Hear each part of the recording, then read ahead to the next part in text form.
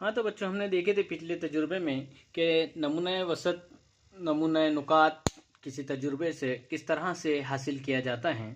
इसके बाद आता है बच्चों वकुआ। वकुआ क्या होता है वो हम पहले समझेंगे, फिर इसके बाद इसके ऊपर मुनहसर कुछ सवालात को हम हल करने की कोशिश करेंगे। तो चलो देखेंगे वकुआ क्या होता है। वकुआ एक कंडीशन होती है, एक शर्त होती है किसी भी तजुर्बे में, उसको उसके फेवरेबल जो आउटकम्स होते हैं, उसके मवाफिक जो महासिलात होते हैं, उन महासिलात का जो सेट होता है, उनका जो मजमुआ होता है, उसको हम कहेंगे वकुआ। जैसे हम एक मिसाल के ज़रिए इसको समझने की कोशिश करते हैं कि एक पासा फेंका गया। जब एक पासा फेंका जाता है तो उसके लिए हम लिखते हैं कि नमूने वसत जो है वो क्या है। तो क्या आता है नमूने वसत? यस यस, 1 2 3 4 5 और 6। इस तरह से हमको एक पासा फेंकने के बाद उसके जो जितने भी महासिलात होते हैं, मुमकिन महासिलात, वो हम इस तरह से उसको लिखते हैं।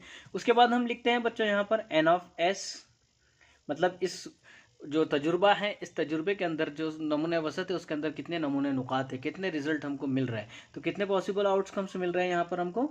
6 मिल रहे हैं।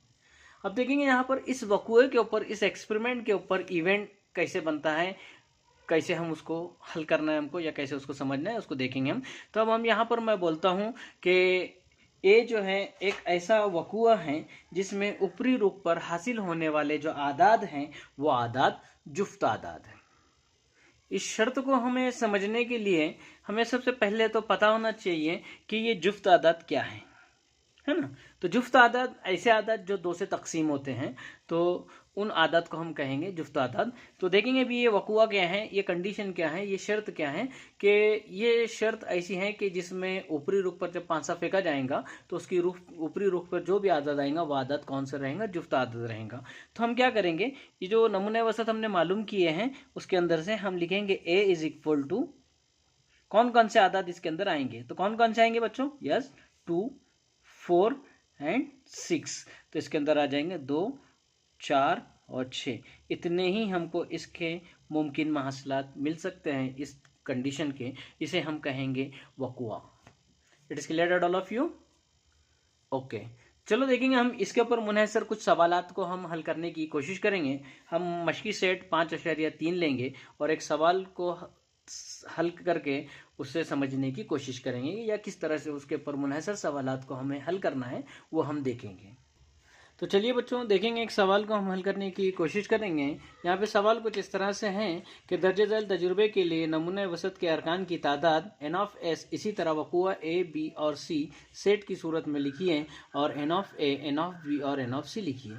अब यहाँ पर देखेंगे कि तजुर्बा जो है वो क्या है वो हम पहले देखेंगे, उसके बाद हम उसको समझेंगे।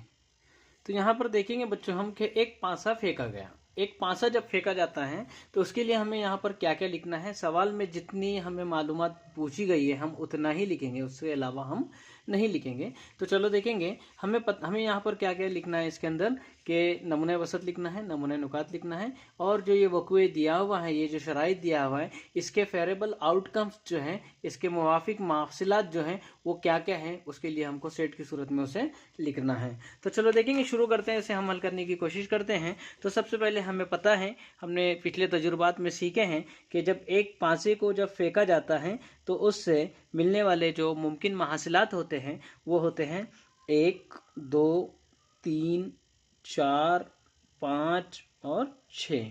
इसी तरह एन ऑफ एस भी हमें यहाँ पर लिखना है।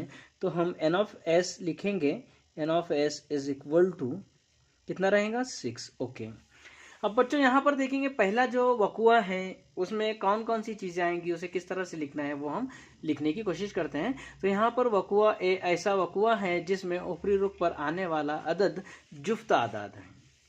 तो देखेंगे फिर हम ए इज इक्वल टू लिखेंगे, ऊपरी रुख पर जो आदाद आने वाले वो आदाद कैसे हैं? जुफ्त आदाद है। जुफ्त आदाद मतलब जो वो आदाद जो 2 से तकसीम होते हैं। तो कौन कौन से रहेंगे इसमें से? Yes, 2 4 6। N of A, N of A मतलब इसके अंदर कितने अराकीन मौजूद हैं। तो N of A is equal to रहेगा, यस, 1 2 3, लिख दिया हमने 3। अब इसी तरह से हम देखेंगे वकुआ बी। वकुआ बी ऐसा वक़ुआ है जिसमें ऊपरी रुख पर आने वाला जो अदद है वो ताक अदद है। अब यहाँ पर जो ताक अदद है वो हमें पता होना चाहिए। तो यस ताक अदद होते हैं ऐसे अदद जो 2 से तकसीम नहीं होते हैं। तो चलो देखेंगे हम b = लिखेंगे। कौन कौन से रहेंगे फिर?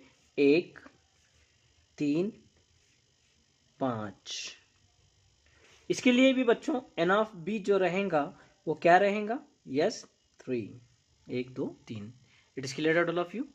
ओके, चलिए हम देखेंगे अगला जो सवाल हमें दिया गया है वक़ुआ सी के लिए हम देखेंगे। तो सी ऐसा वक़ुआ है जिसमें ऊपरी रुख पर आने वाला अदद मुफर्रद है।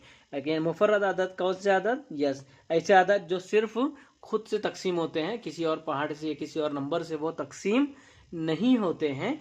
तो ऐसे आदात को हम कहेंगे मुफर्रद आदात। तो यस इसमें देखेंगे हम c = हम लिखेंगे